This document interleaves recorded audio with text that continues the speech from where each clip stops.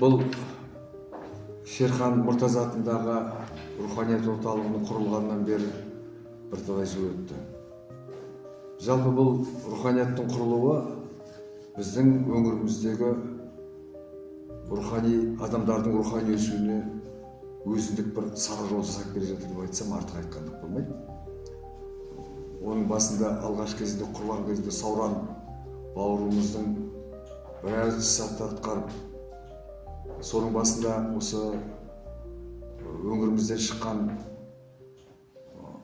ақын жазушыларды топтастырып өткен іс-шаралар біздің көз алдымызда, оған куә болдық. Енді оның жоспарлаған біраз бастамалары Сауранның басқа жаққа ауысуына байланысты қолға алынбай қалып еді. Жасұлан бауырымыз келіп, соны қазір әрі қарай жалғастырды және жаңаша тағы бір леп әкелген сияқты болды. Енді былайша айтсақ, облысымыздағы үлкен руханиятқа игі істердің барлығы осы Шерхан рухани орталығы жүргізіп жатыр ғой. Оның біразіне біз конкурстарға қатысып, сол жерде Әділғазы алқасының мүшелері болдық. Оның кейін қандай да бір жақсы кітаптар шығатын болса, соның ашылу рәсіміне біздер шақырып тұрады. Соның біршамасын біз куә болған сәттеріміз бар. Мәселен, өткенде Шерағаның шекпенінен шыққандар деген бір тамаша бас қосу болды. Облыс республикамыздан Шерағаның шекпенінен шыққан журналистер, ақын жазушылар жиналып, Шерхан ағамыздың Талаптыдағы үйінің прям сол жерде ауласында отырып, сол жерде үлкен кеңес құрылды, дөңгелек үстел болды, арнайы кітап шықты. Қандай тамаша нәрсе. Одан кейін мынау сол жерде қызмет істеп жүрген Мадияр бауырымыздың таңбалы тарих деген кітабының тұсаукесері болды.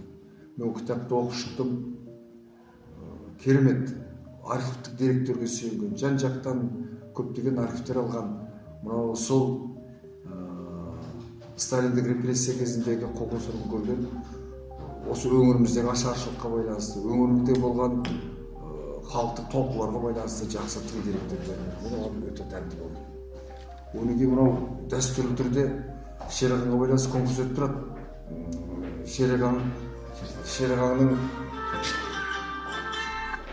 Шерағанның қалай деп айтылушы еді конкурс? Шының жүзі Шерағаң деген. Шының Шерағаңда конкурстар болып тұрады. Сол жерде мен бірнеше рет сол жерде Әділғазы алқасының мүшесі болдым. Тамаша біздің мектепте оқып жүрген балалардың Шерағаңды танудағы алғашқы қадамдары маған көңілімді толқытады.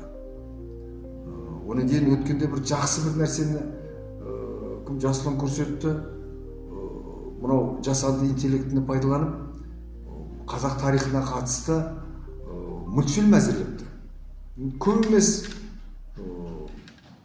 шамалы бір 2-3 минут төрінде, бірақ өмірді жаңадан танып келе жатқан жас сәбилер үшін бір тамаша дүние екен. Осыны әрі қарай жалғастырып дамыту керек. Енді қарап отырсаңыздар, бұл жерде бір арнайы бір қазақ фильм кино студиясы, басқа ештеңе жоқ. Сол жерде отырып, үлкен істер істеуге болады екен. Мен осы сапарда оларға үлкен жетістік тілеймін. Оның кейін өткендегі кімнің Асқарбек Сейілханның Шерағаның шекпені шықпасам деген кітаптың тұсаукесері болды. Осы қарап отырсақ, бұл орталық өзінің функциясын, өзіне осы уақыт аралығында атқарар жұмыстарының бағытының миссиясын меніңше дұрыс атқарып келе жатыр.